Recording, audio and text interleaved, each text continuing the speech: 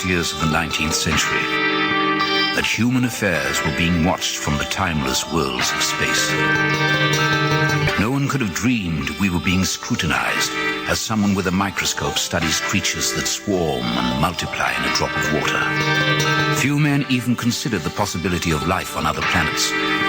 And yet, across the gulf of space, minds immeasurably superior to ours regarded this Earth with envious eyes. And slowly and surely, they drew their plans against us.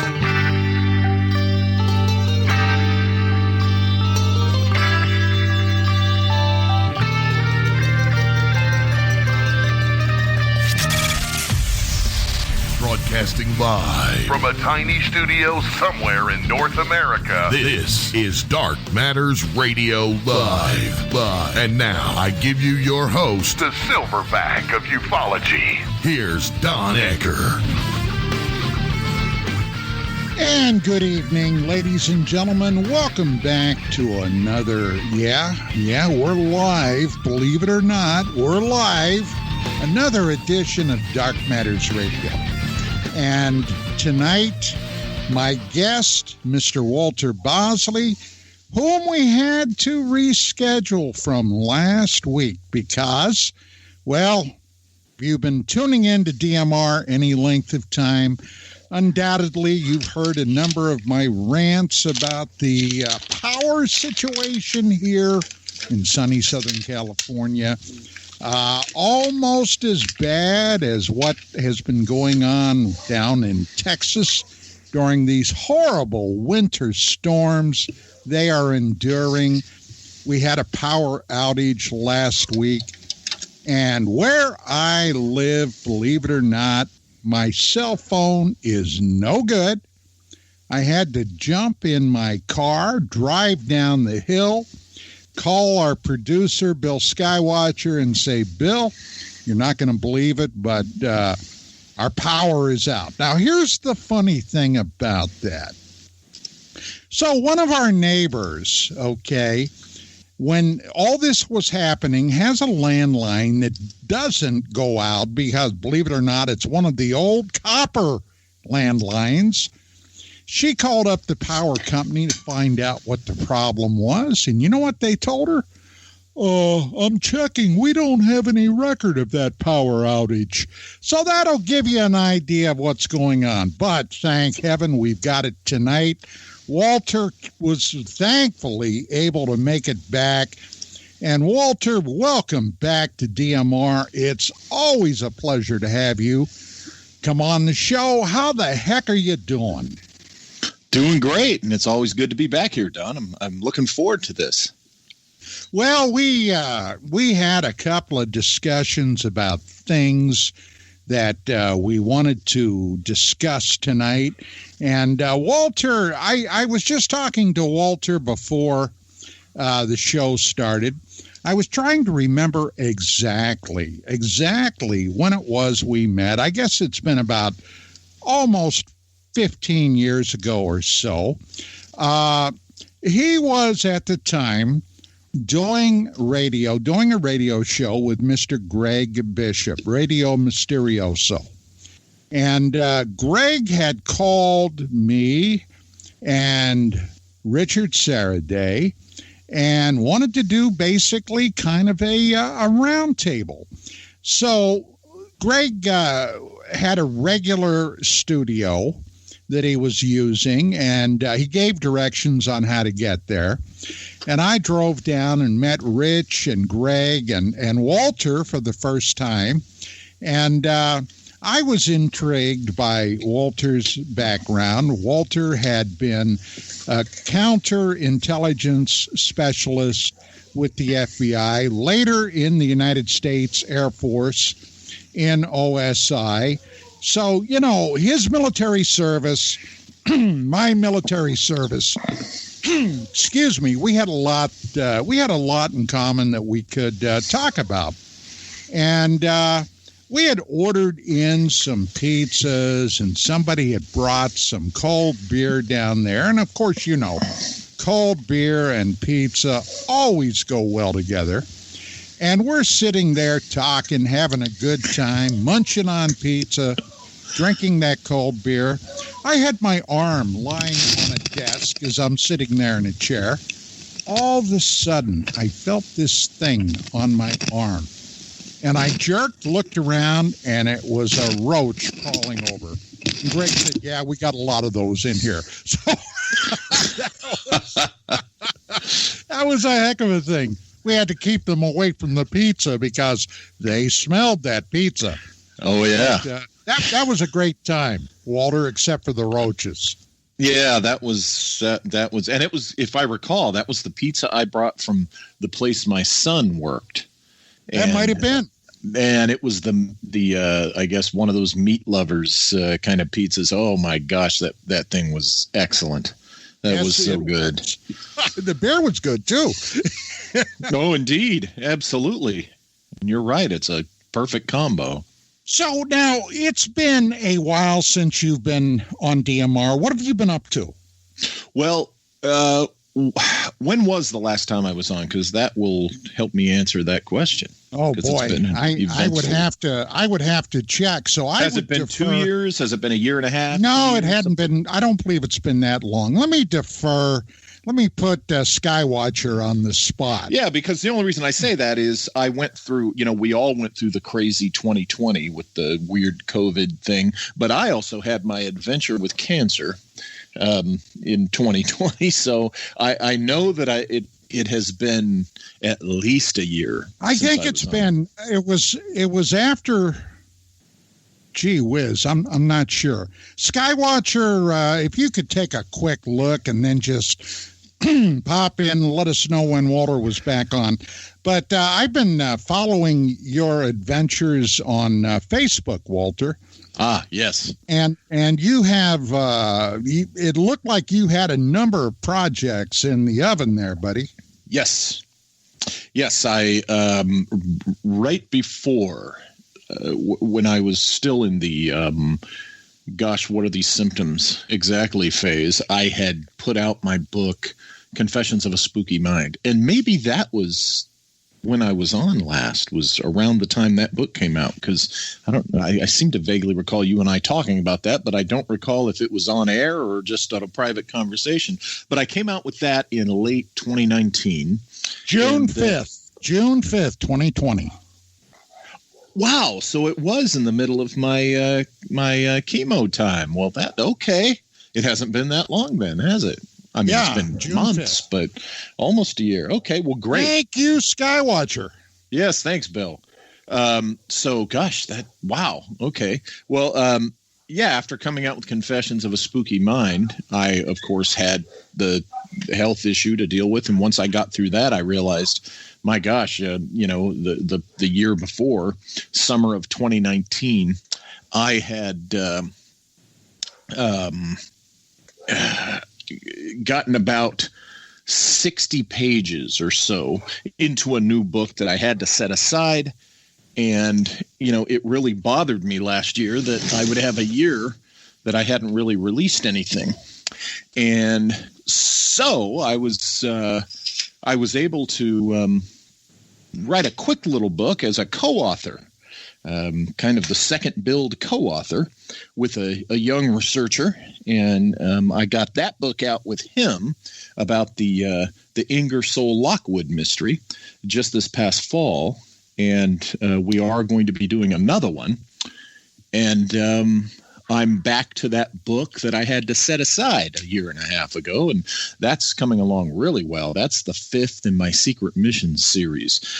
So I took several months off, doctor's orders because of the whole cancer thing, and they wanted me to relax and reduce my stress, and I spent several months just laying around enjoying movies and TV and thinking about what I was going to do once I got through this. And and finally I'm kind of getting back into, my business of things. But overall, you're feeling good and strong, right? Yeah. Oh, yeah. It's kind of funny, they tell you to expect this. They had me lying on my butt for several months.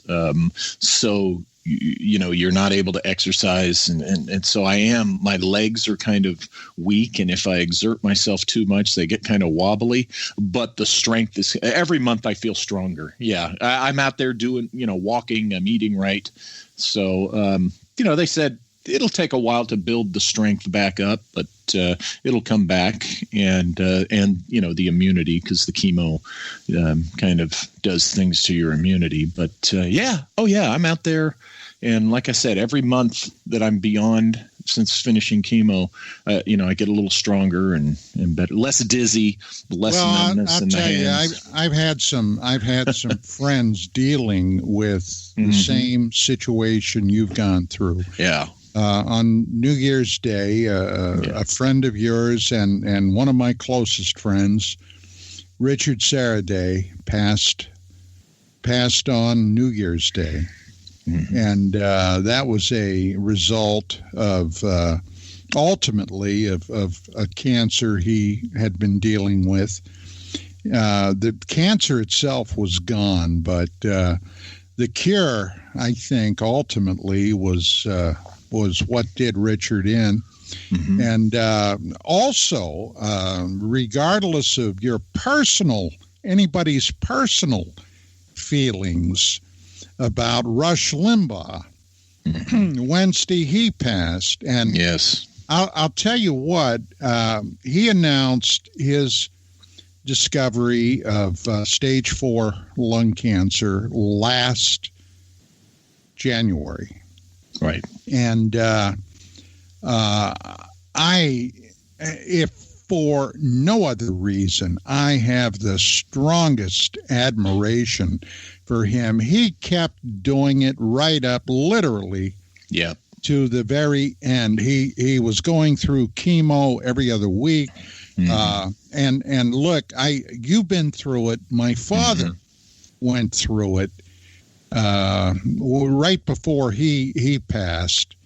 And I know it's my God, it's almost worse than the cancer. And Limbaugh kept going and going. The guy was courageous. He really was. Oh, yeah. And in fact, they say this most recent absence from the mic was the longest that he had been away from the mic. And so when you think about that, I have to tell you, Don, I was extremely fortunate. Number one, they caught me at stage 2.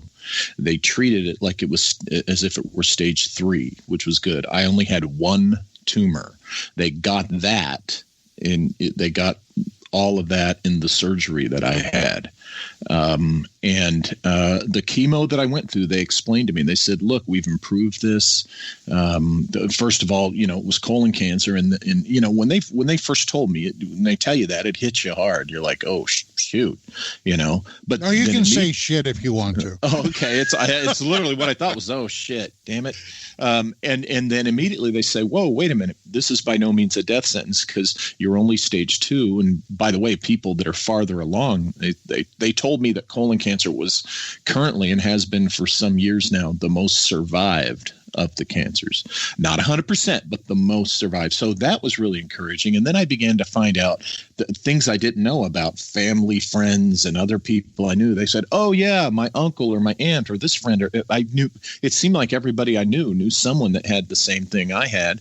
And they'd had it 20 years ago and they're alive still and everything. So that was really encouraging, number one. Number two, they told me that the way they treat it,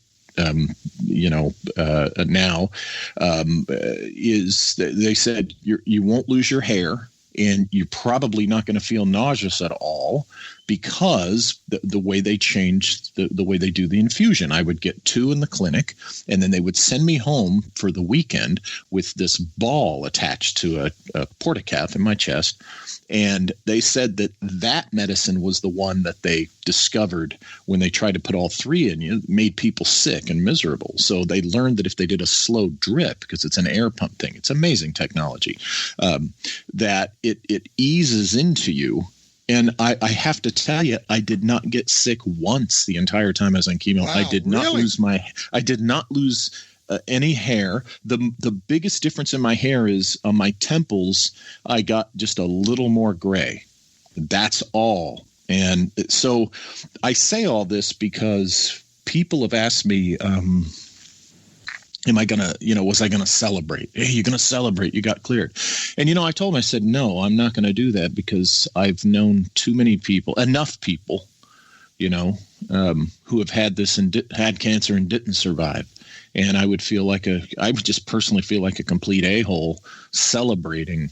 I just feel fortunate. And so to me, the way to celebrate is to press on. And, you get this new lease on life, then press on and do it, but I just wouldn't feel right celebrating that. And then, of course, most recently we lost Rich, and it's just a reminder. And when Rush passed away this week, it's a reminder of the bullet that I dodged, and I'm still knocking on wood because for the next 5 years, I have to every 90 days for 3 years go get my blood checked so they can look for the any tumor markers rising again or anything.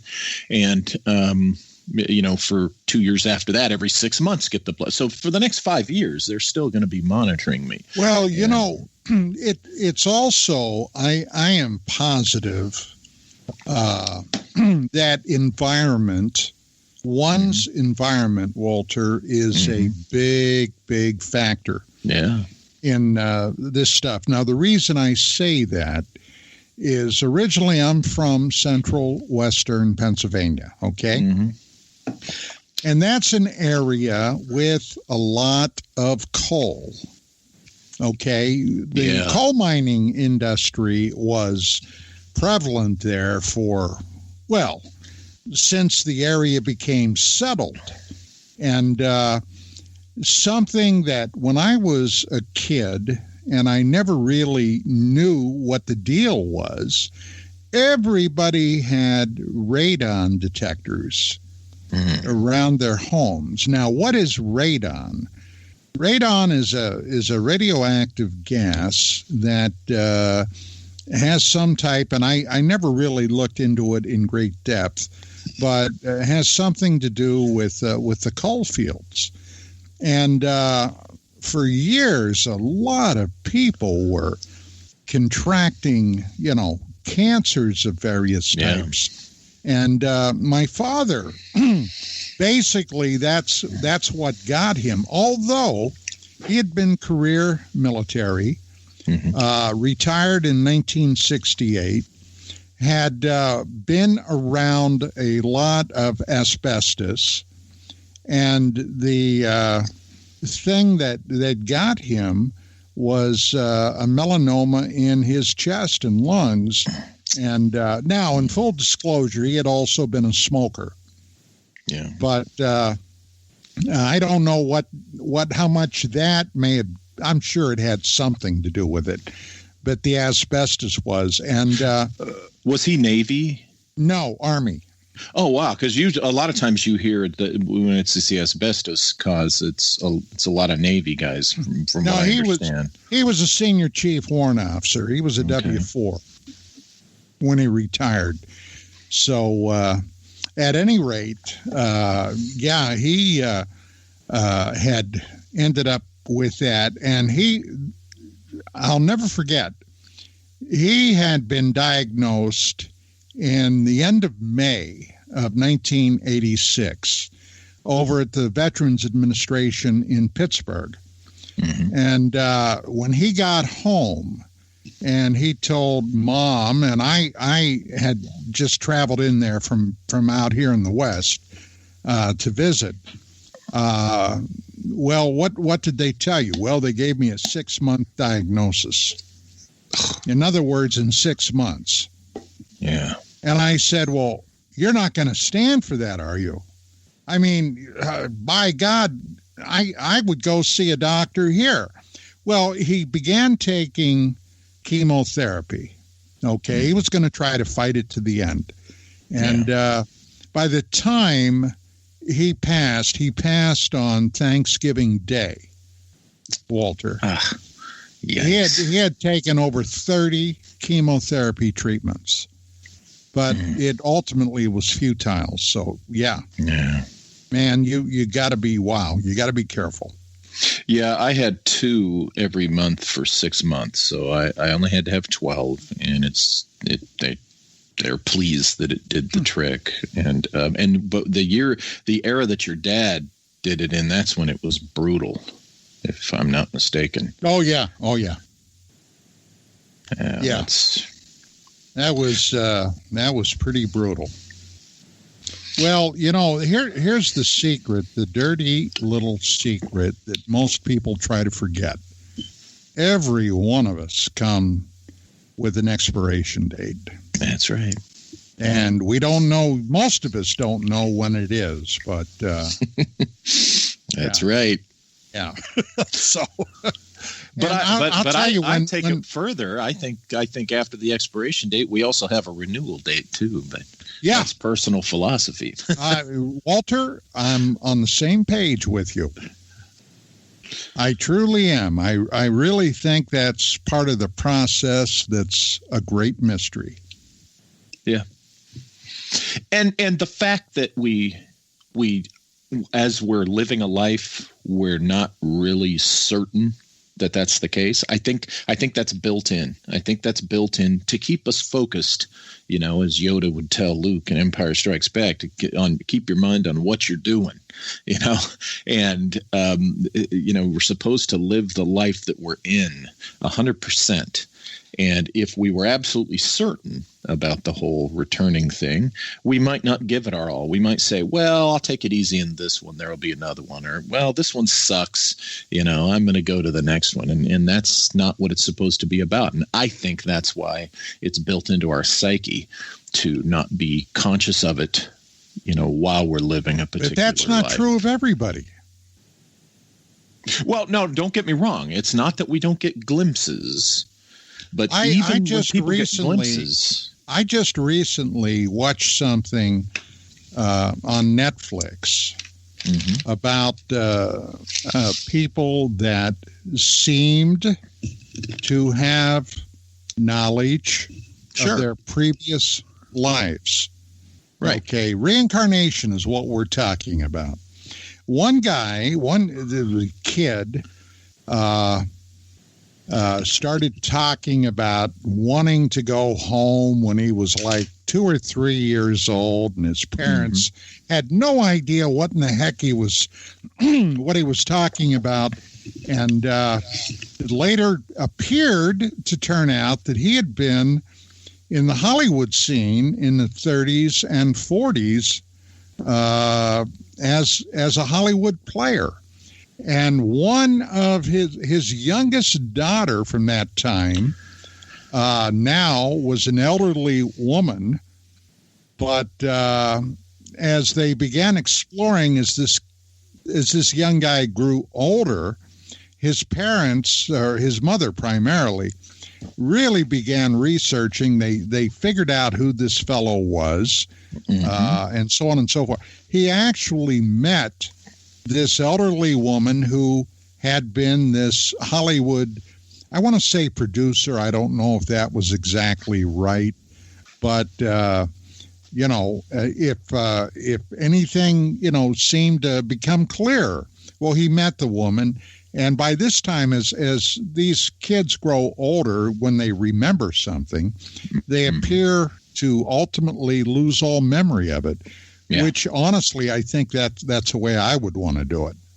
Well, see, that's what I'm talking about, the built-in part. We're certainly talking about reincarnation. It's been talked about for centuries. There are philosophies and religions that, advocate it and such. But when it gets really down to it, we, in our conversation, we can't say, and here's the incontrovertible proof of it. It's still something that is in the realm of, I'm pretty sure that's the case. I'm pretty sure it's real. But I think that's built in. And like you say, when the child who remembers, like the little boy who remembers being a World War II pilot, you're familiar with that? That was the other. That's the other one. Fascinating. That's a fascinating case. That's one of the most convincing ones I've heard. Like you say, as the child gets older, what happens? You get rooted in the present lifetime reality. And I do think that's kind of part of the design, because I do think that whatever it is we're learning, whatever the purpose is of each life, we are supposed to, for the most part, focus on living that particular life while we're in it. So that's, I think it's a fog, it's a veil. It's not an iron curtain or a hard concrete wall. It's a fog or a veil. And yeah, I think certain things are going to come through. I think you can encounter things in your life that give you little glimpses of what your previous life was, if you choose to accept that. A lot of people, this scares them, or they've been told it's all hogwash, so they just ignore it. And that's okay too. They don't have to think about it while they're in a life. But it'll happen to them. No, that's something that, I'll tell you what, we got to go to break. We have our first break coming up. Let's pick up on that a little bit when we get back. Tonight, ladies and gentlemen, my guest, he's been a friend for close to 15 years, Mr. Walter Bosley. Fascinating career, fascinating background.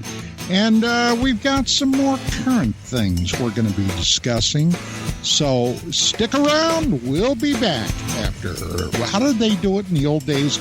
We'll be back after these words.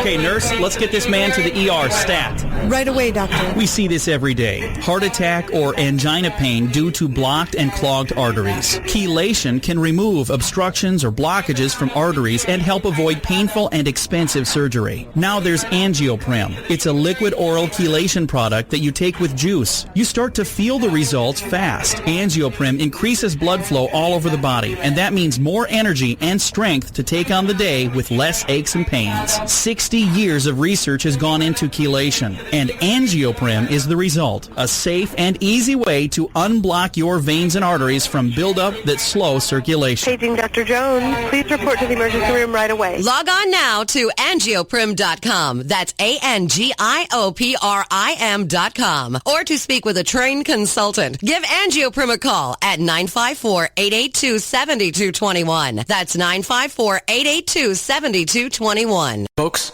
this is very important information. What's to be said about CBD? AncientLifeOil.com. Our CBD is made from hemp and has 0.003 THC, which means this wonderful product won't get you high, no matter what amount you take. What does CBD do for the body? My hands are tied, but you can Google CBD benefits and be astounded. When you're finished reading, you'll want to log on to AncientLifeOil.com. That's AncientLifeOil.com. and purchase. Life is good when you feel good. People are tired of pain. People are asking for non-GMO organic products to help them with you fill in the blank. Legal in 49 states, and again, our CBD is made from hemp. Ancient Life Oil is about helping people one by one by one. If you wonder how good the product is, the CEO takes it every day without miss. AncientLifeOil.com. That's AncientLifeOil.com. Have a great day. Permanent industrial glue impossible to remove? Not anymore, because Handyman Formula by D-Bond is a patented chemical adhesive remover. It's used in the building and home maintenance industry, but now it's available for your home use, for your DIY projects. Unglue stickers, silicone rubber, labels, price tags, flex tape, weather stripping, carpet glue, wood glue, liquid nails, even 3M 5200. And it dissolves graffiti. Yeah, graffiti. Handyman Formula by D-Bond works, and it's safe to use on most surfaces. No need to call a professional. Don't get out the pliers and blowtorch. Just apply a little Handyman Formula by D-Bond and wait 90 seconds, then quickly and easily pull the items apart. Get unstuck. Visit DBondHandymanFormula.com. That's DBondHandymanFormula.com or call 561-575-4200. Handyman Formula by D-Bond. We are the contact for alternative research topics. The Planet, KGRARadio.com.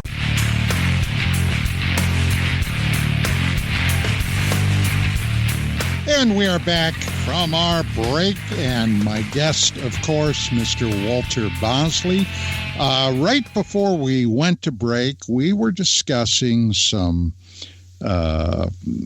very odd occurrences involving what, in fact, may be the hidden part of human existence, the art of dying, the expiration date, and as Walter very adroitly pointed out, perhaps the renewal. And I said we'd pick up on that.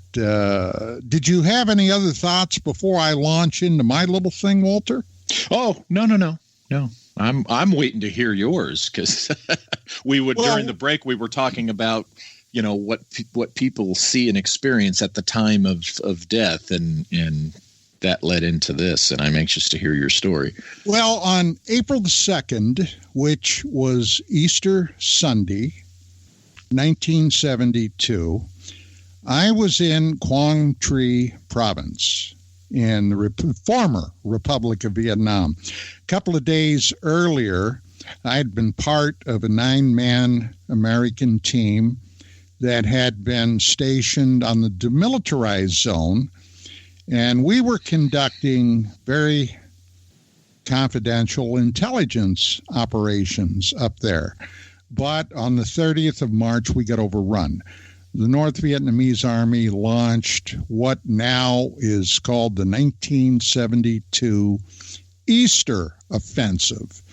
And they tore through South Vietnam like nobody's business. Now, we were, after some time and some hairy things happen, and I'm not going to regale you with any war stories, at least not tonight, but we were evacuated by a Huey helicopter, and that in itself would have made an exciting scene in a movie, let me tell you what.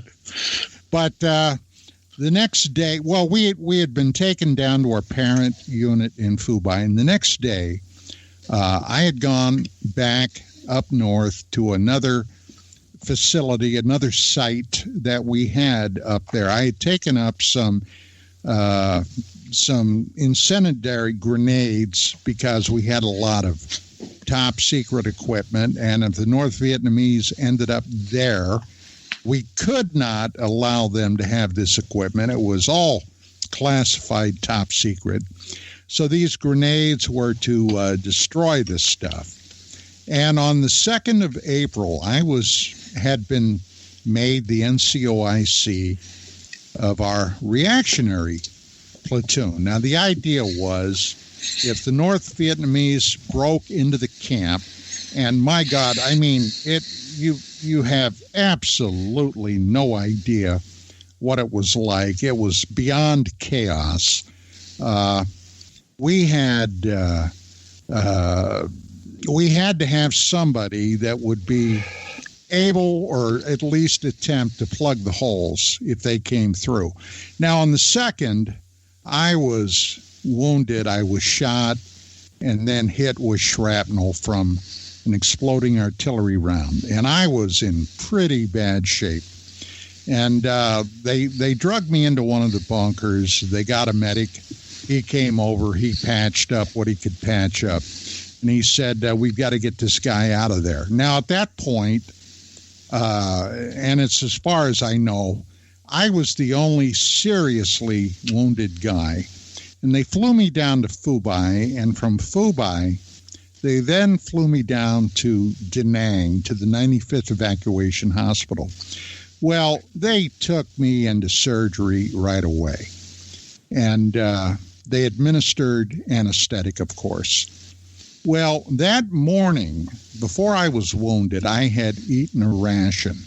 Now, in the civilian world, you know yourself that if you're going to go into surgery, they do not want you to eat anything for at least 18 to 24 hours because of the bad reaction. Well, once I was under, I began choking and gagging and vomiting. And it literally woke me out of that anesthesia, gasping. I couldn't breathe. It was terrible.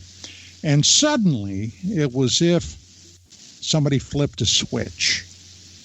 And the next thing I knew, I was looking down on my body on the table. And I was floating 10 or 15 feet in the air. Now, I remember this as vividly as my first cup of coffee this morning. Now, what I'm about to tell you later was told to me when I woke up in the ICU there, okay, by a nurse. Well, this is a funny story in itself. So I was watching them work on me, and I can remember this guy, must have been one of the doctors, pounding on my chest. Now, I didn't see any tunnel with a white light or anything like that, but I was perfectly at peace. And quite frankly, I can remember this. I didn't care whether they brought me back or not. As a matter of fact, at the moment that I recall this, I was kind of enjoying myself. Well, the next thing I knew, I woke up, and I was in the intensive care unit. This nurse came in. Her name was Mary Miller. And Mary looked at me, and she said, "Hey, Don, how you doing?" And I'm like groggy, and she said, "You know, I've been looking for you for a long time." And I'm looking up at her, and I'm wondering to myself, what in the hell is she talking about? And she said, "Well, I'm from Altoona, Pennsylvania, too." And she was from my hometown, Walter. Wow. My hometown. My own nurse, right? Was from my hometown. Yeah, that's just, that's just, So she wrote a letter to her parents, who got in touch with my parents, and they became card-playing buddies. They would get together once or twice a week, wow. You heard from Mary? Yeah, I got a letter. Well, did you hear from Don? No, damn it, he hasn't written. So, that would be me. Yeah. So anyway, but no, I remember, and she told me, she said, you died on the table, and we had a hard time bringing you back. But, I didn't tell you the other part of the story, Walter. Mm-hmm. So here we are. My chest, I got a bullet in my chest, and that didn't come out until I BS'd my way back to Okinawa, which was another story in of itself. But the bottom half of my hips and my buttocks, I had a good chunk of them blown off by shrapnel.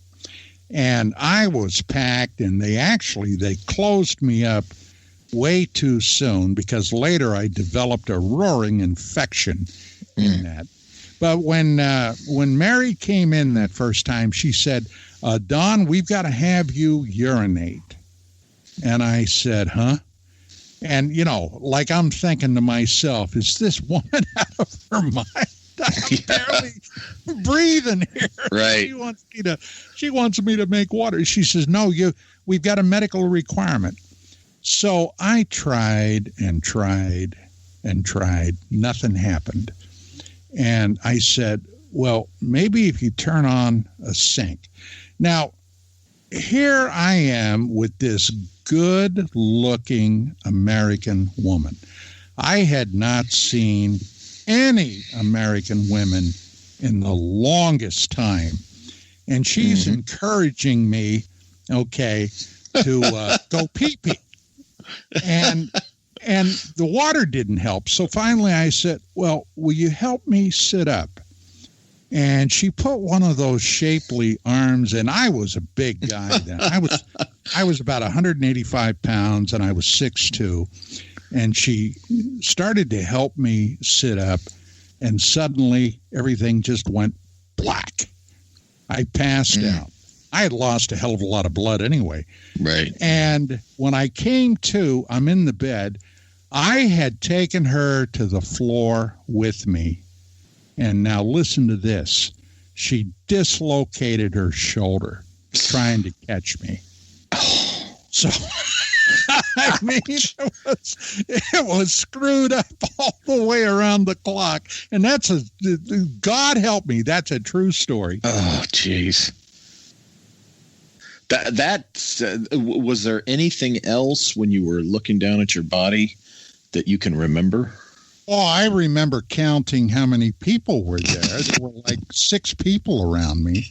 Uh-huh. And I can remember the guy pounding on my chest. And I can remember I was kind of looking at it bemused, Walter. Right. I felt bemused. And, at the time, I didn't make all the connections, like what was actually happening. I thought it was strange, undoubtedly. Sure. But, it was just, isn't that weird? Oh, wow. Yeah. I mean, that's what I recall. Well, that's one of those experiences that, that you most of us only hear about. And that must have just really, you said you can remember it very clearly. That must have stayed with you over the years. You had to have wondered, what the heck, Well, I knew, for my own purposes, I figured, I had died. My spirit left the body, but it was still there. And I was just watching what was happening. I don't remember feeling fear or resentment or anything. It was just like, oh, okay, well, that's weird, but all right. This is kind of interesting from this one little part of this that I'm going to tell you, but I worked at a hospital years ago here in San Bernardino before I went to work in fact, it was the job I had right before I went to work for the FBI and after college before Bureau. And I divided my time for about a year or so. I would either work as a cashier in the billing office, in the cashiering office, or I was a physical therapy aide in the physical therapy department. And the gentleman who ran the physical therapy department, he was an interesting guy. We would have all sorts of interesting discussions on strange things. He was the guy that first sent me out to go see the Integratron. And, and the result of that was a very weird story, which I think I've told you. I've definitely told Greg. But and then I subsequently found out that he had been in the military and all this weird stuff about this guy. But one of the things I recall him telling me was how doctors have reported in the operating room when they're either briefly lose a patient or they lose a patient on the table, of seeing. He told me the story of that they can see this image, this glow, what have you, whatever, and it slips out of the feet, and then it just kind of hangs there in the air for a while, and then either goes on or something. And he told me a story that. He didn't tell me how he knew it, and he could have been pulling my leg for all I know, but he told me this story that a surgeon he knew, it's one of those tales, a surgeon he knew when he was young and new at that game was in a surgery, in an operating room, and saw this, and it locked him up. He was just staring at it, and the head surgeon that was, running the operation kind of, nudged him and said, "Get your eyes back here. Stop looking at that." And then later, the senior surgeon was telling the younger surgeon, he says, "You're going to see things like that. So get used to it. You can't let it break your focus." And I mean, my jaw dropped when he was telling me this, because this was early in the days of my mentor teaching me weird things and stuff. So I was open to this stuff. But I recall him telling me that it's a common but very little reported experience that doctors will have in the operating room. And I've wondered if, like you said, you were out of body, and you hear the stories about someone being out of body, looking down on their body, being worked on.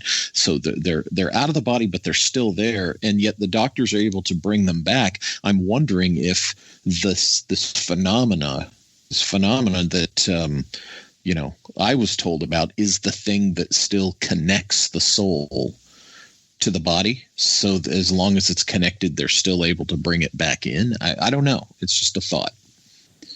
Well, there was a time when I did a lot of reading and research on this phenomenon.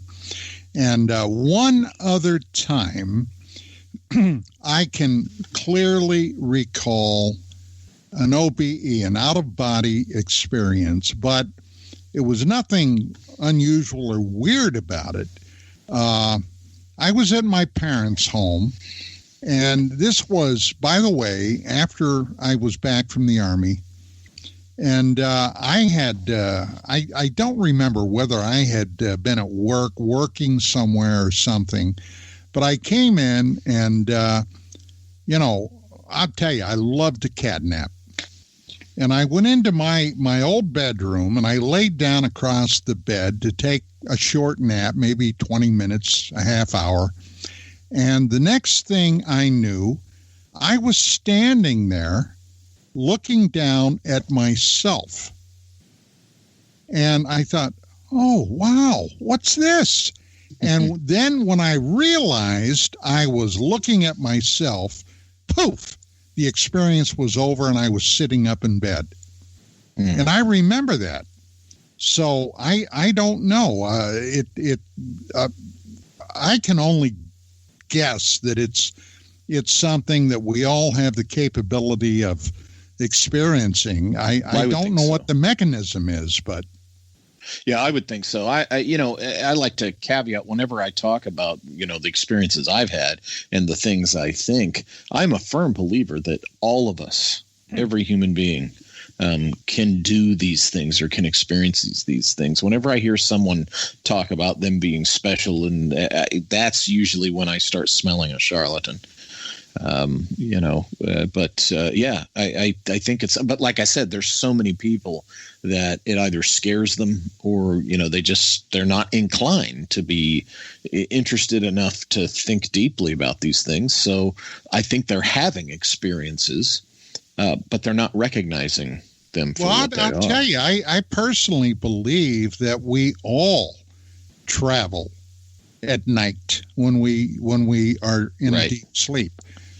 Yeah, I like that. I'm with you there because I'm a very vivid dreamer. And I just recently, I was trying to find the word for it and I couldn't. And then finally someone helped me out. But there's this something called, I think it's pronounced onirophobia, and that's the fear of dreaming. And I've been experiencing that the past few years to a mild extent because my dreams are so vivid. Now, I don't have nightmares. Okay, they're not nightmares. But they can be aggravating or annoying to a degree that I just don't want to go to sleep because I don't want to deal with it. They're so vivid. Well, I can remember. Now, I used to have nightmares after I got back from the service. Mm-hmm. Not frequently, but I would have a few. And I'll never forget one in particular. And I had this dream, I think twice, where I was in a field of elephant grass. You know what elephant grass is, right? I think so. It's the real tall, it's real thick, right? Yeah. And it's very sharp. Yeah. And I can remember I was being chased. Now, this had to be Vietnam. Although at the time, when I was having the dream, all I knew was I was being chased, and I was running through this field, and there was a grass hut there.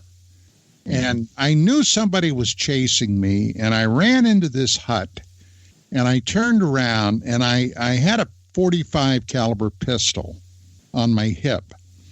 And I pulled it out of the holster. I jacked the slide on it to load it, and the damn slide came off. And I was yanking back to load around, and the slide came off. And I was so terrified when that happened. I sat up in bed. I woke up. Oh, now, geez. That dream I remember. Boy. Yeah, I would imagine. You know, I mentioned during the break that your story, you made a comment that reminded me of something that you said, you know, well, you know, they brought you back, and people, you know, tend, you know, have these near-death experiences and they're brought back. And I told you I had kind of a dark hypothesis. When I was in Iraq in November of 2003, I might have told you about this experience before. We were out doing our thing. It was after midnight, and me and a couple of other guys we're in a small four-door, small compact car, and it's not armored. You know, it's not bulletproof glass. It's just a regular, you know, car. And let's say we're costumed like locals. We're wearing keffiyehs and jalabiyas. We look like Saudis. And, you know, I have this, compacting M4 down there between my legs. I'm in the back seat, and you know, we got the guy driving, and this other guy, you know, my team leader's driving, and the other guy's in the passenger seat, and you know, we each were armed. We each have a, you know, automatic rifle, and we have sidearms and stuff. Anyway, we turn this corner in this back alley while we're doing this thing that we were doing, and suddenly we're cut off by a pickup truck, and about 9 guys barrel out of the back of this thing and surround our vehicle with AK-47s locked and loaded, ready to go. And time seemed to slow down and disappear. I recall looking around, and there was very little sound, it seemed like. And, you know, I've got, you know, at least 3 of the guys from different directions just with those barrels right at me. And I remember asking our team leader, hey, what do we do now? And he says, take all this shit off, pull out your American IDs. Whatever you do, don't let them see the guns. Oh, okay. So, you know, we're pulling all this crap off. I'm covering my gun with it. We pull our IDs off because, you know, you wear it in a pouch on a cord around your neck. I handed him the team leader. They obviously, these guys who had us surrounded, these Iraqis, they had a leader, and he rolls down the window. He hands the IDs to them. And these guys with the guns, you know, half of them are real young. And, you know, I kind of see they're as nervous as we are, to be honest, you know. And I noticed that they were in civilian clothes, but they were all dressed alike. Okay, the same jacket, light jackets, the same shirts, the same pants. And about that time, the team leader says, these are the good guys. This is the new police force. And like, the matching clothes are what uniforms they had. And basically that's what it turned out to be. They, you know, they wondered who this car of Saudis were in the, you know, in a back alley in Mosul in the middle of the night. And then they realized we're Americans and we're doing something. You know, there was nervous laughter, and the guys lowered their guns, and a good time was had by all. And we went off and, you know, finished our work for the night. But I have come away wondering. There are moments where I really thought since then that we had died that night. This is where the dark part comes in. I've often wondered if we didn't get shot up that night, and if we didn't die, and am I in Hades? Not hell, because I think hell is total negative, but am I in Hades? Has my life, you know, since 2003, have I been in Hades? In like, maybe, you know, did you actually die that time on the table, and you've been in Hades since then? And you know, have we all been dead or in this? That's an interesting thought experiment. Yeah. And I've wondered. I've seriously wondered. Well, can I interject something Sure, from a tactical nature about that story? Now, I've always, when I was in those environments, okay, and I'm not talking about here in the States, I'm talking about those combat environments. I always wanted, and did carry an M67 on me. And, I guess I should tell the audience what an M67 is. It's a hand grenade, a fragmentation grenade. And I always wanted to have the ability to take 3 or 4 of those shitheads with me. If I knew, Now, I'm not being macho, Walter. I'm just telling you how it is. Yeah. And we didn't know, there was those moments where we had no idea who this was. We didn't know if it was a little team of thugs working on behalf of the people we were working on, And the other thing was there were all kinds of factions over there. Yeah. There were the Sunni factions. There were the Shia factions. The Shia and the Sunni despised, loathed, and hated each other. Yeah. And it was only actually Saddam that kept them pounded into being civil because he'd kill them all. It didn't matter to him. So they knew we've got to get along. But when he's gone, suddenly they're taking care of old feuds. Yeah, and of course, we could go on for hours about and we can't because the result of that war. We're at the top of the hour. Hey, when we come back, I promise, I swear, we're going to talk some UFOs. Yeah. So this is Dark Matters Radio. Tonight, my very special guest, my friend, Mr. Walter Bosley. Got more coming up, so stick around. We'll be back.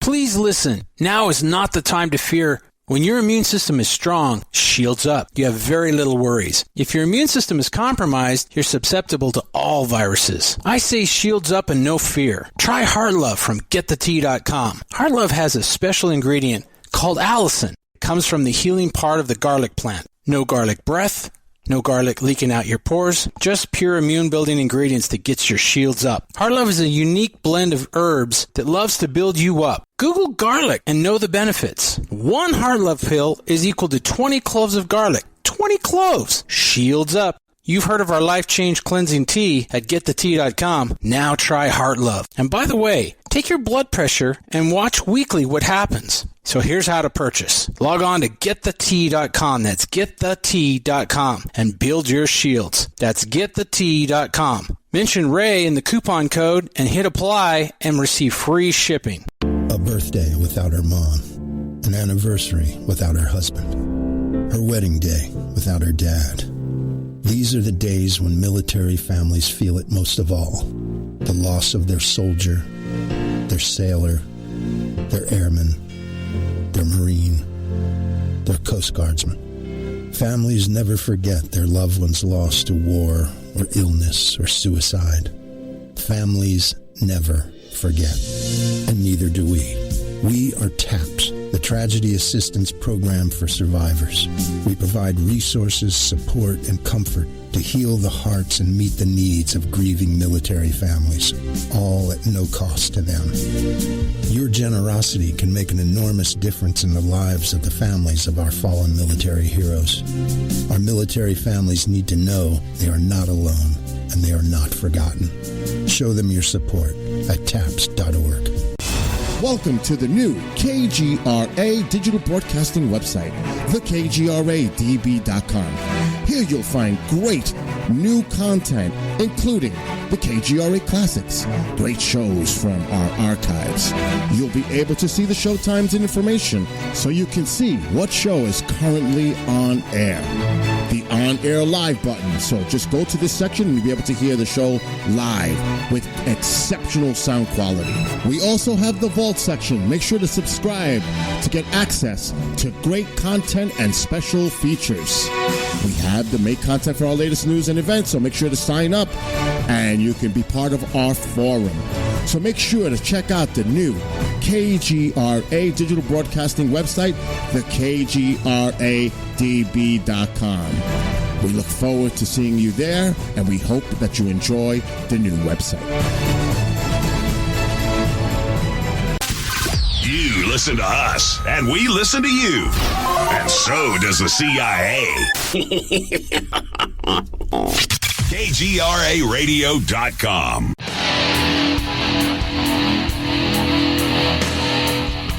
And we are back with our second and final hour of Dark Matters Radio tonight with Mr. Walter Bosley. Walter, when we chatted this past week, we were talking about a couple of things dealing with the UFO field. One of the items that came up was we were promised reports in 180 days, which compute to about 6 months. And that would be around, July, I believe? July, August. We're supposed to get the skinny on what a lot of this business is. How did you react to that? And what do you think that the actual deal is? Well, it was not even a blip on my radar as far as being exciting, because I think it's just going to end up being more of the same. I think basically what's going on is the DOD. Okay, the defense departments of the world, okay, ours here and those in China, whatever. I think, at least for our part, and this goes back to, years back, including this whole thing with the Tic Tac and the whole excitement over it in recent years, and with this 180-day report. I think what's going on is the DOD is showing off its developing or developed classified technologies, and they're using the opportunity to camouflage it and couch it in terms of UFO and UAP. And I think we're not going to get any kind of ET material or craft or whatever disclosure out of this 180-day report. What we are going to see, I think, they're going to say, ooh, look at this material. We don't know what this is. I think what it is they know darn well what it is. They're more than happy to let the public believe it's ET stuff, otherworldly stuff. Okay. But what they're doing is it's just kind of a parade, a showing off parade of these advanced classified technologies. And you would say, well, why would they do that? Because we are not the intended audience of what's going to be in this 180-day report. The intended audience is going to be, for example, China and their military, because that intended audience is going to understand what this stuff really is. And I think that's what's going on. And I'm not trying to rain on anyone's parade, because I'll say it again. I believe ETs are out there. I believe they have come and still do come to this planet. I believe that a certain portion of legitimate UFO sightings are from another world or another dimension. Absolutely, I think that. But I think we're being bamboozled again with a perception management game over military technology. Now, I don't demonize the guys doing it. They're doing their job. And should the world get into a global dust-up again, the public, including the UFO public, is going to end up very glad that they did their job, because, these are the kinds of things that, could kind of save our butts. But I think that's what's going on. And there's been people say, but what about this, or they play the what about game. And every single time I look at the what about, I still come back with the same conclusion, because what they're getting excited about and thinking is something special. No, it's not. It's not convincingly out of the realm of what we could be developing and what we could have. So that's where I'm at as far as the 180-day report issue and all things related, including the Tic Tac. Well, okay.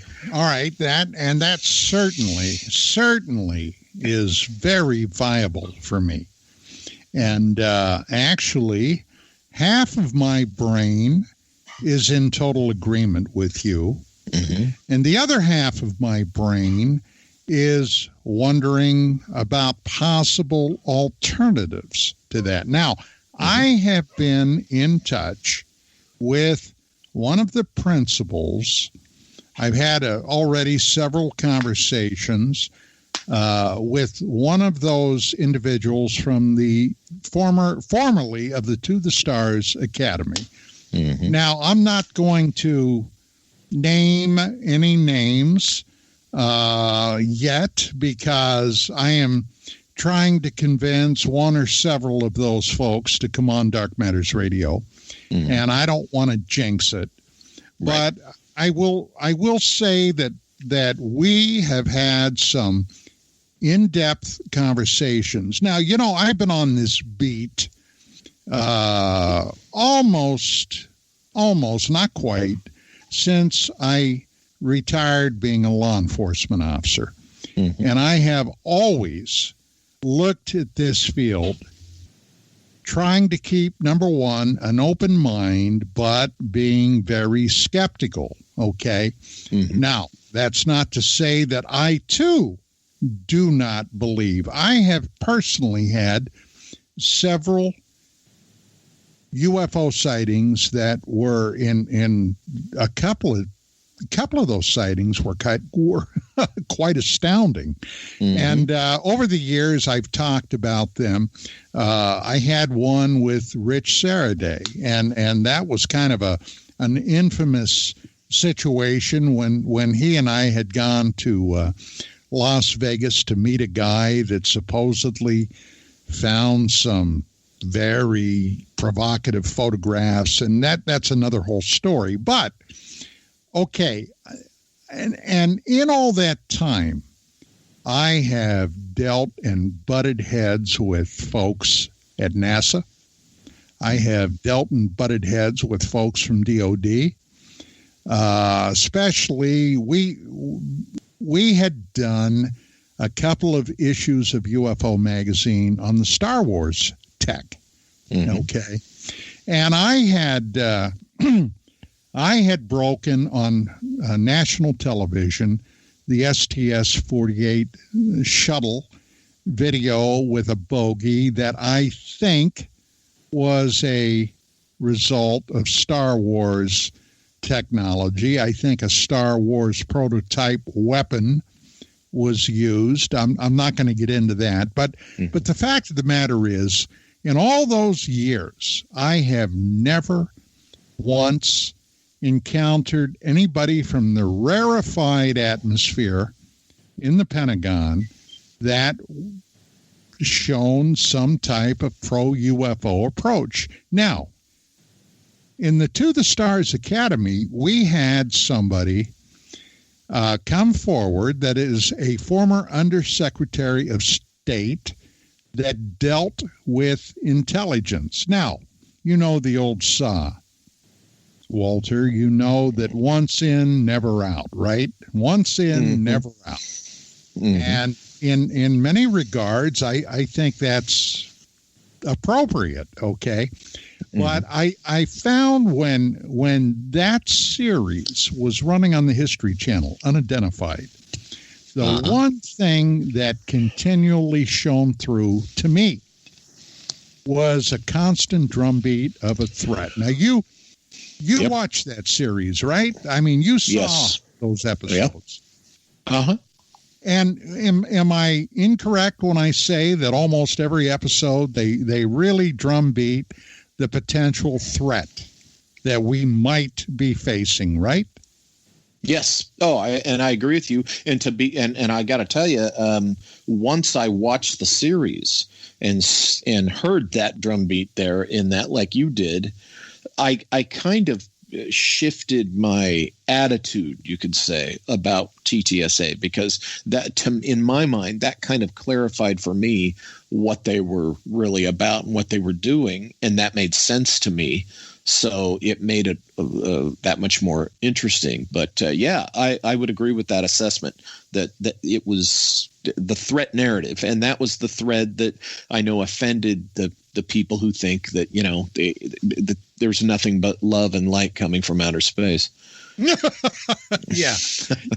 Well, here was the thing for me. Now I sat down and I put on my detective hat and I thought back to when I was involved in intelligence matters. And I thought to myself, well, now we've got an interesting conundrum here.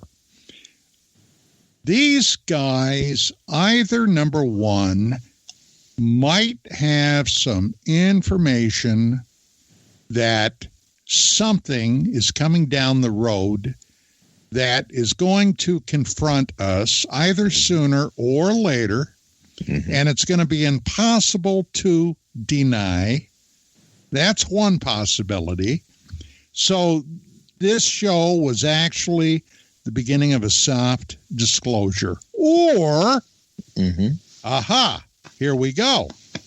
One of the biggest disinformation programs that have been around for a long, long time, with deep roots back in the Pentagon, and somebody, one of the puppet masters, is pulling the strings. What's the bottom line?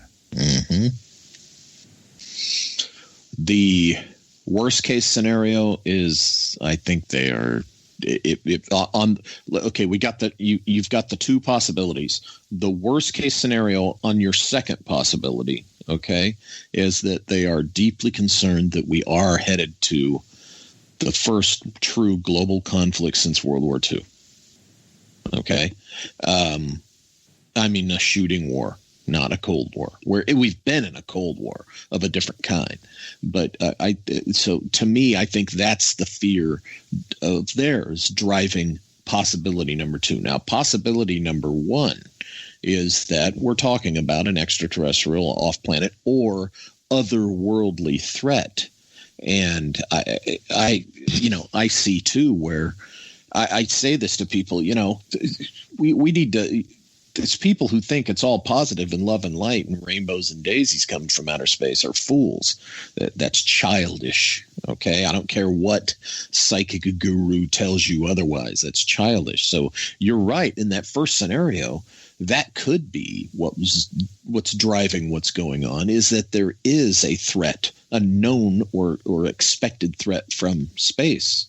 And people don't like to hear that, but that could be, in fact, if possibility number one is right, if I'm wrong about what I said about what's going on with the 180-day report and the Tic Tac, and it is true that it's an otherworldly thing, I still say, I agree with you, I still say they have some information that is telling them that a bad thing, a potential threat is coming, is on its way here. And that might be driving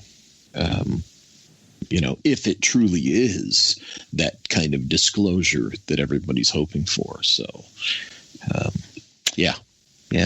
Well, a couple of years ago, we had an interstellar visitor go zipping through our solar system, past planet Earth. As far as we know, the only planet in our solar system with life. Now, I'm talking about sentient life. Yes. There may be other forms of life out there, microbial, bacterial. I mean, who knows? But this thing, in astronomical terms, skimmed right past the Earth. Now, Walter, I don't know about you, but the shape of that thing to me screamed technology. And the fact that as it left, it picked up speed. Right. And we were talking about I don't pronounce it right, the Oumuamua. Oumuamua, yeah. And of course, we know there's that one scientist, one that I'm aware of, that went on record saying that he absolutely thinks it was something sent from an intelligent civilization. And one military guy to another, we know what's out in space naturally.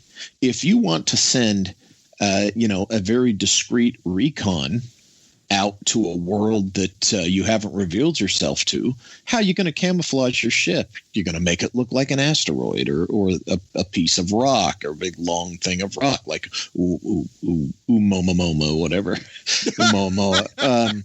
You're going to make it look like that. Why not? that's what you would do, because you don't have to worry about the aerodynamics of it in space, so to speak. So that's one of the cases that I know excited the UFO world. That I have to admit, I'm on that particular bandwagon. I think Oumuamua was some type of probe or recon. Yeah, I agree. Well, it's of course. Now, here's the other thing, okay? And you were Air Force, all right? Mm-hmm. You were U.S. Air Force. Now, most of my early life, the UFO phenomenon was very prominent in quite a few corners. And it was the U.S. Air Force that everybody looked to solve the mystery. Now, of course, back in those days, the Air Force had zero intention of solving anything. The only thing they were wanting to do was to follow the Robertson Scientific Panel recommendation and turn this whole thing into a laughing matter. They did everything possible to discourage it. And you and I could both sit here and name situation and incident after situation and incident to prove our point. But at the end of Project Blue Book, after the Colorado study was shut down, the book was published, etc. Men, all the top skeptics, Menzel, they all rubbed their hands with glee. Oh, we finally got rid of that damn hot potato. Yeah. But of course, it never went away. It never went away. If anything, it got more prevalent. So they forgot that potatoes often come in bags. Yeah. Of money. Yeah, really. The Air Force just sat back and shut up. Well, until a couple of years ago, the U.S. Navy suddenly blew everybody's mind when they allowed their pilots, their naval aviators, to talk about what they saw. And these situations that happen on the East Coast and the West Coast with the Nimitz carrier group. Their former pilots, like Fravor, going on the record talking about seeing this extraordinary thing, etc. The fact that some unnamed alphabet soup agency flew out and picked up the radar tapes and disappeared with them. All that kind of stuff. All right. Yeah. My understanding that it was all this was going on, Walter. Yeah. While all this was going on, the Air Force has never uttered one syllable. Do you find that odd? Well, yes and no. But here's the thing: on the individuals who came and got those tapes from the naval vessels during the Tic Tac thing out west, what I read was that those were Air Force personnel. That's right. Yeah, so it's interesting how, it's like, oh, hey, Navy. This is all Navy. What's, the Navy's the one involved with this. And you're right. The Air Force is keeping mum on it. But it's Air Force guys who collect the data from the now all of that, all the things, everything that Fravor said that they witnessed, everything about the Air Force guys coming to get the data, the whole thing, to me, this is why I have the position I have, it totally falls in line with some aerospace contractor developing something for the DoD that they were testing. They were doing a flight test. They were doing a reaction of the personnel test. The whole thing looks like it was a test of technology. To me, it fits within that model. But you're right. Another reason why the Air Force could be being real quiet on this is that let everybody focus on the Navy and what they're saying, so that they won't come to the Air Force with their FOIA demands and focus, because the Air Force might know just as much about this, if not more, than the Navy. So by putting the focus on the Navy. Now, that said, we have to remember the United States Navy's history in intelligence, in military intelligence and technology development. I mean, deep, dark, and black. Yeah, the ONI, the Office of Naval Intelligence, has been in the game for well over a century, and people don't realize that. So it's not totally weird or out of the question that the Navy would be in the. In fact, if you're going to look at the branches involved in this stuff, nowadays it's going to be the Navy or the Air Force, and this Tic Tac episode implies both. Involved in whatever it is. So, well, here's an interesting, and I'm sure you have heard this before, but here's an interesting little tale. Now, for you, and probably this means most of you listening have never served in the armed forces. And among the various branches of the armed forces, there is an intense rivalry. Okay. The Marines hate the Navy. The Navy hates the Army. Everybody hates the Air Force. And I mean, it's true. Now, obviously, in times of war, we all wore the military green. And these days, the desert camouflage. But the bottom line is, in peacetime, hey, it was nothing years ago to go down to, in uniform, go down to a bar and have the Navy guys in one corner, the Army guys in another corner, and one guy says the wrong thing, and the next thing you know, you got a mini riot going on. Yeah. That's just the way it was. Well, in 1952 or 3, the Secretary of the Navy was on a fact-finding tour out to Pearl Harbor. Now, remember, it was Pearl Harbor that was attacked by the Imperial Japanese on the 7th of December, 1941, which plunged us into the Second World War. So the folks at Pearl Harbor were still real sensitive about that, and they wanted to make sure everything was on the up and up.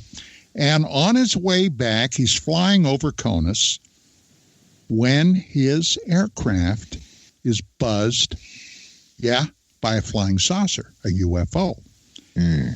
And now, first off, where did I get all this information? From Major Don Kehoe, who was the director of NICAP, okay? And a lot of people today really don't know a lot about Donald Kehoe, but he pretty much had his act together, okay? He checked his sources. He was a graduate of Annapolis. He was a Marine aviator. Kehoe took the first squadron of Marine aircraft to Guam. This is back in the 1920s. I mean, the guy was the real deal. Well, so they get back to D.C. The first thing the Secretary of the Navy does is call up his counterpart at the Air Force. He calls up the Secretary of the Air Force, and he tells him what happened, and he said, what do you guys got in the records about this? What the hell is going on? Mm-hmm. And the Secretary of the Air Force basically said, you don't have a need to know. Ooh. So, okay. The Secretary of the Air Force tells the Secretary of the Navy to go peddle your papers. Now, Walter, what's the Secretary of the Navy going to do? Going to go to the defense secretary, himself, I was going to say the Secretary of War. I'm showing my historical bent there, but he's going to go to the Secretary of Defense, the SecDef. Well, and he's going to call in his staff, and he's going to say, boys, we're going to do our own UFO investigation. Makes sense. Okay. Those damned Air Force don't want to cooperate with us? Fine. We'll do it ourselves. Hell, we've got one of the best intelligence services in the entire armed forces. Let's put them to use. And that's exactly what they did. And I have no idea that they would make the Air Force cry if they ever opened up what they have in records. I was thinking that's pretty bold for the Secretary of the Air Force, an Air Force that had really only been independent for about 4 or 5 years at that time, to tell the Secretary of the Navy, to go pound sand. That it makes you wonder. But think of what that portends, Walter. They must have been at that point terrified. Remember, this was right around the invasion over the skies of Washington, D.C. Right. Well, and 1952 was a very key year, which in 1952, actually, one of the things that went on in 1952 gives the logical explanation for the whole MJ-12 mystery. It shows that it had nothing to do with UFOs and aliens and stuff, that it had to do with threat assessments at the time. In fact, in my book Shimmering Light, I outline specifically and cite my sources that also talk about this, where the acronym came from and what it most likely had to do with. And you're right, 1952 was a very intense year for what was going on with the threat assessments. So, and not only here, but in the skies of Korea, where we were fighting a war. Hey, we're at our last break. Ladies and gentlemen, this is Dark Matters Radio.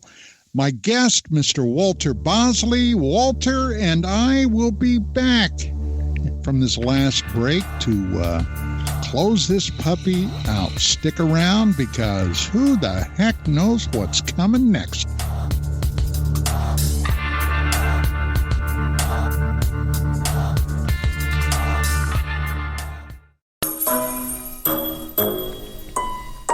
When you're in the house for longer periods of time, you can see them flying or running across the floor. Ooh, yuck. They're unhealthy, gross, and disgusting. Bugs. I loathe bugs. We keep a clean home, but occasionally bugs show up. Well, I found something that is tougher than bugs. Orange Guard. On contact, it kills hidden bugs, including ants, roaches, and fleas. Plus, Orange Guard is a residual repellent. All of the ingredients of Orange Guard are on the FDA generally recognized as safe list. Orange Guard may be used around food, humans, and pets. It comes with a 30-day money-back guarantee. Orange Guard. Available at orangeguard.com, Whole Foods, and Ace Hardware. The Liberator Rocket Heater will heat your home for free. The highly efficient Liberator Rocket Heater has no moving parts. It's safe and strong, constructed of 1/4-inch steel. So like all things made in the USA, it's built to last. Uses any kind of wood, sticks, even scrap in its gravity-fed firebox. And it heats workshops, homes, garages, outbuildings, industrial areas, and barns. Watch the video of this blast furnace stove in action. Visit RocketHeater.com. That's RocketHeater.com. Every 2 seconds, someone needs blood. Whether it's a natural disaster or one single child suffering from illness, the American Red Cross stands ready to supply blood when it's most needed. But blood is a perishable product. Therefore, it must continuously be replenished. You can safely donate blood every 56 days. The need is constant and patients are waiting. Call your American Red Cross at 1-800-GIVE-LIFE to schedule your life-saving appointment. Please give blood today. Patients are depending on you. Folks, this is very important information. What's to be said about CBD? AncientLifeOil.com. Our CBD is made from hemp and has 0.003 THC, which means this wonderful product won't get you high, no matter what amount you take. What does CBD do for the body? My hands are tied, but you can Google CBD benefits and be astounded. When you're finished reading, you'll want to log on to AncientLifeOil.com. That's AncientLifeOil.com. and purchase. Life is good when you feel good. People are tired of pain. People are asking for non-GMO organic products to help them with you fill in the blank. Legal in 49 states, and again, our CBD is made from hemp. Ancient Life Oil is about helping people one by one by one. If you wonder how good the product is, the CEO takes it every day without miss. AncientLifeOil.com. That's AncientLifeOil.com. Have a great day. Now you have the inside contact for alternative talk radio. The Planet. KGRARadio.com.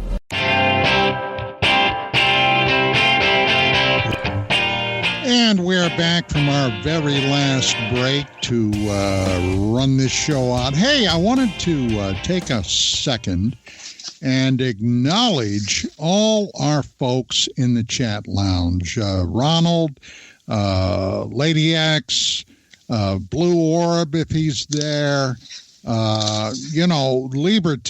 Libertas, buddy, how the heck are you doing? All those folks that join us faithfully week after week. Let me tell you, we appreciate the heck out of you guys.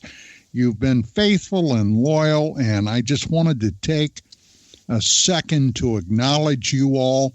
I've had it's been a while since I've been in the chat lounge. The last time I tried to get in there anyway, it was such a pain in the butt that I just said, I got too many other things I'm doing right here. I can't take the time to fiddle with it. But I wanted to let you know you are not forgotten.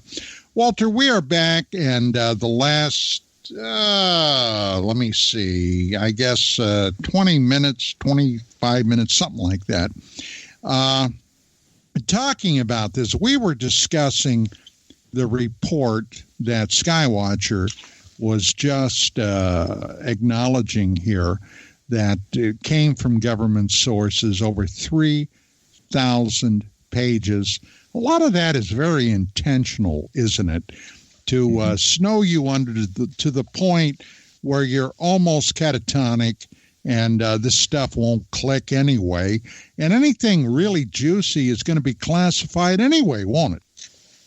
Oh, yeah, I absolutely. The idea is to, they figure a lot of people it'll wear them down trying to go through all of that.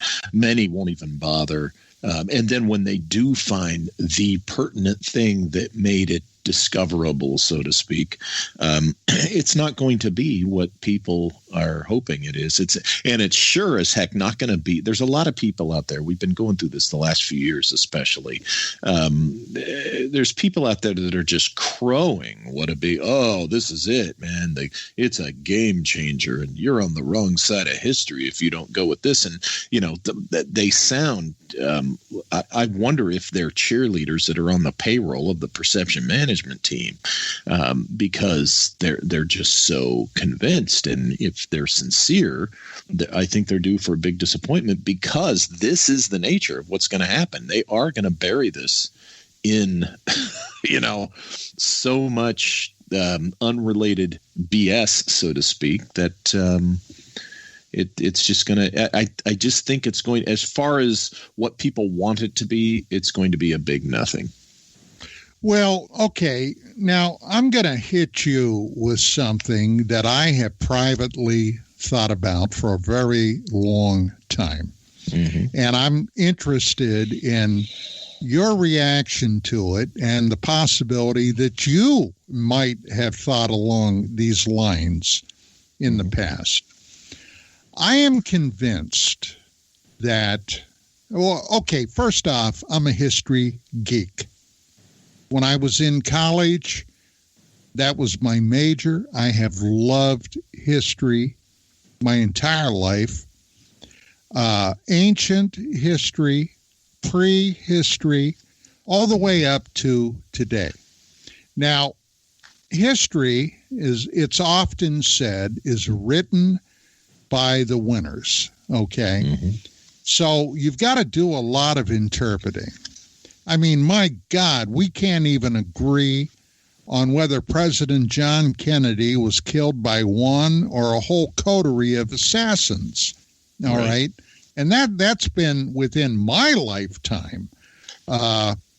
Things like that. Or for example, what was the real story about Vietnam? Was the Gulf of Tonkin a dog and pony show? Was there actually something that was really happening? I mean, these are the kind of questions that have never been fully answered. But my point is, I have always believed that a percentage of these unidentified flying object reports are real, legitimate, and not from this planet. And that there has been contact, especially among ancient times, with another worldly presence with human beings, and whether it's camouflage or whether some of these beings are humanoid, I have believed that some of them are down here walking amongst us. For whatever purpose, I don't know. But I do think and have suspected for a long time some of them are truly here. Mm-hmm. Where do you come down on any of this? Am I full of it? No, I agree with you. And this is part of the reason why I've come to the conclusion that one of the little secrets about these civilizations, or either a civilization or the civilizations that have come here or are walking among us, is that they are humans exactly like us. You notice what gets pushed is the little grays, the little grays, the little grays, and all these weird little, and the idea, we hear this all the time. There's someone saying, as I'm saying this to you now, there's someone right now listening to this saying, oh, he's full of crap. There couldn't be human beings just like us out there at all. And that's nonsense, because until science has seen every habitable world, okay, and has not found one single human being just like us on any of those worlds developed there, not on this planet, only then can they say that human beings exactly like us do not originate on other worlds. So I think human beings exactly like us have come here, and that makes it easy for them to move among us, to be among us. Because we were seated here, Walter? Exactly. That's the other thing, is there's a lot of people that believe that many of us have the DNA of human beings who came from these other worlds. So I agree with you. I don't think you're crazy at all. I think that's true too. I think absolutely there are those from other worlds that are here right now and have been. Well, back in the 90s, when the Stargate program came to light, okay, the remote viewing program run by the Department of Defense and the Central Intelligence Agency, and today, I believe, it is still being run in a much deeper, darker room than before by the NSA. I encountered a number of those former military remote viewers, talked to them. And I was very good friends with Jim Mars, who did a lot of research, a lot of investigation on remote viewing. Jim was, now, a lot of what Jim wrote about back in those days, I disagreed with, and I told him that I thought he was out on a limb with a lot of his stuff. But when it came to the remote viewing, he was pretty much right on. Now, I also personally knew and was friends with Ingo Swann, the guy that designed the protocols. And all of them, almost en masse, all right, agreed that there were ETs, extraterrestrials, here. And that there were extraterrestrials inhabiting bases beneath the ocean, were some places, others in highly inaccessible remote mountain areas deep underground, and so on and so forth.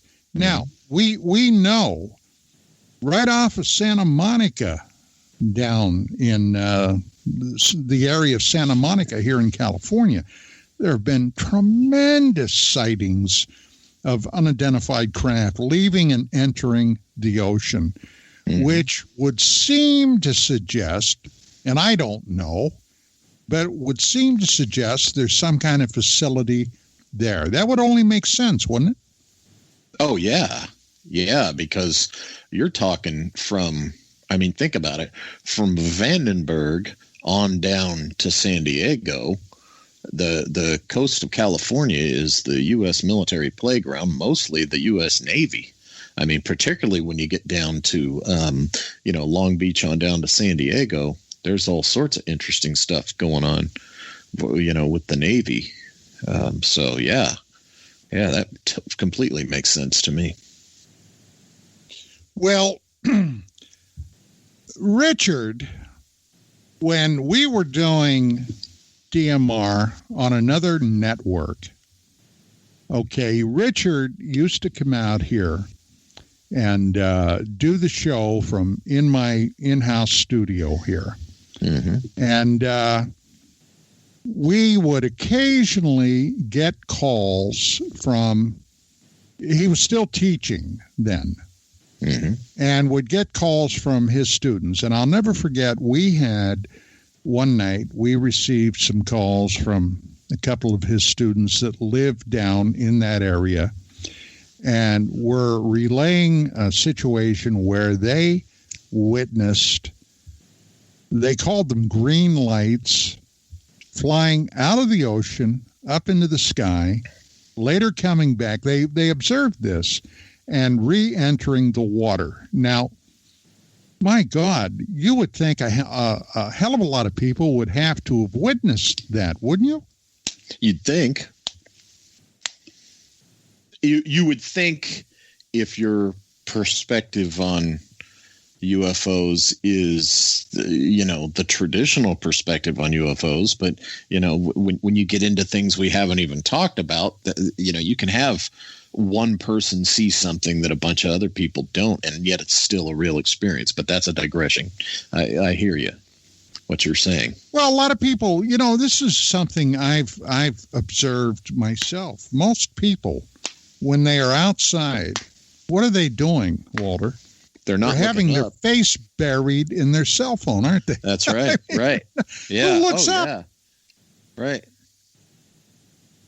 Even even before cell phones, what are people doing? They're like watching where they're walking, or they're watching where they're driving, or they're paying attention to something at ground level. Yeah, but with the era of the advent of the cell phone, it's gotten even worse.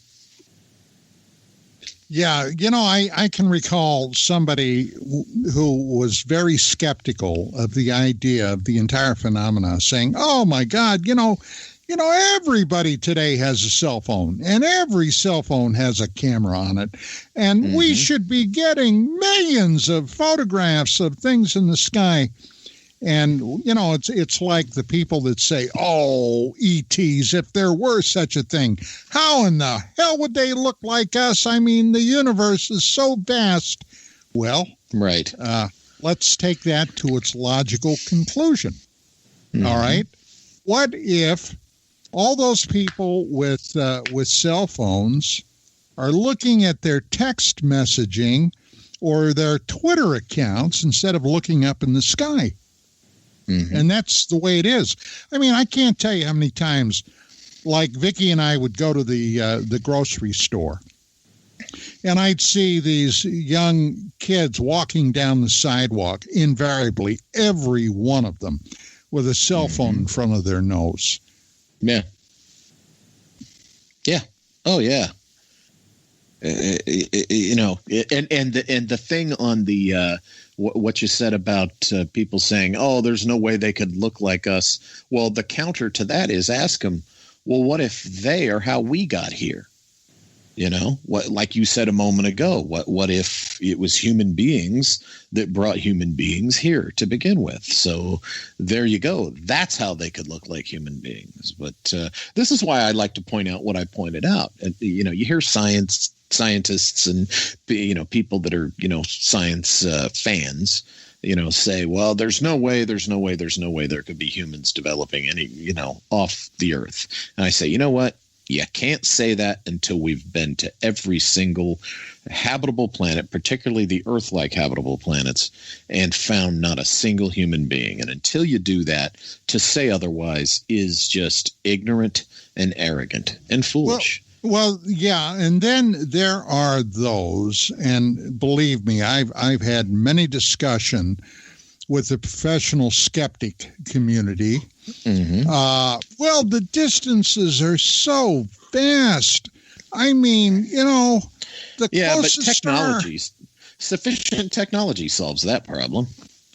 Yeah, but not according. We haven't done it yet, so it must not exactly. be there. Yeah, that's the other thing is the egocentrism of Earthlings. Well, we haven't done it, so therefore, because there's no overt evidence of anyone else doing it, therefore we must. And I think what that is these guys, they feel like there's enough to deal with the known that they just don't want to approach the unknown. There's a lot of I view a lot of scientists as they're more technicians than they are true scientists. A true scientist wants to embrace the unknown, wants to go out there and explore that unknown and measure and observe and record and document and study the unknown. But what we have today in our scientific profession, and particularly in academia, they're just technicians. Sure, they have a science degree, but they're just technicians. They just if you're correct about the tic-tac phenomena, that it in fact may very well be black budget secret human technology. If you're correct, I think it is. About that. Yeah. Okay, let's just quickly take a look at how our technology has progressed. Because most people, Walter, they may have heard this in the past, but they've forgotten it. It wasn't, and you've written books on it. It wasn't until 1903 that officially the Wright brothers were credited with the first manned flight in a heavier than air aircraft. Right. That took place lasting just under a minute. Right. Only a couple of feet off the ground. But yet, from 1903 to 1915, 16, 17, we already progressed into armed platforms flying into the sky, fighting with each other, shooting each other down. And it was shortly after that we began the march toward the Second World War. And in 1938-39, a lot of people don't know this, the British were one of the first nations experimenting with jet aircraft, even before the Germans, or right along that same time frame. Yeah. Jet airplanes were flying in World War II. And by 1947, we already broke the sound barrier. Chuck Yeager, in his rocket ship, or his rocket plane, the Glamorous Glennis. And in 1957, the Russians put the first artificial satellite in orbit. And 12 years later, we're landing on the freaking moon. Right. Now, that march of technology is astounding if you think about it. And what are we going to do, providing, of course, we don't incinerate the planet in another century? Who's to say when we will have the technology to fly to other star systems? And if you get real honest, Walter, we may have that right now. We could, or we could have the proof of concept, moving towards rudimentary viable technology. We certainly could have. I think interplanetary is something that should not be considered out of the question on a secret level, meaning if we're talking about things that we could have. Yeah. But, going back to the Tic Tac, it's an example. I like to point this out. All we have, if I'm not mistaken, as far as sources of the Tic Tac are the witnesses, Commander Fravor and his squadron, and the radar guy, and then people that were on the ships and stuff that heard things, or heard the firsthand hearsay or whatever. From what I understand, the drives and the data that was taken by those two Air Force personnel, we the public, we still don't have access to that. Okay. Why is that correct? Am I correct there? Because I have a point on this that I want. Yeah. We okay. Don't have, we civilians don't. No, civilians do not have the data, and I would argue that Commander Fravor has never seen this data either. And here's why I'm bringing this up. You see, anybody who's been in the business of talking to witnesses to things, okay, they will tell you that, God bless them, even the best, most experienced witnesses, you have to assume you're not going to get a 100% actually accurate description out of what they witness, because you have to factor in various things, the excitement level being one of them. And the human mind, has the human being has a tendency, depending upon the level of excitement with an experience, with an event, to possibly exaggerate what they saw. Okay. And I would venture to say that it's the data that's going to tell the actual speed of what was seen. It's the data that's going to tell you the actual demeanor and the activity and the abilities of whatever this thing was. Okay, not so much the witness accounts. The witness accounts are going to give you only so much, and I'd venture to say that no disrespect intended, but I think even Commander Fravor's excitement level was up enough that he may not realize it, and people don't realize they're doing this, but his story, his testimony, that's the word I'm looking for. His testimony probably has a level of exaggeration there. And some of the stuff we're hearing, there's going to be a level of exaggeration there. And this is why it would be crucial to see the data, but we're not going to see that stuff.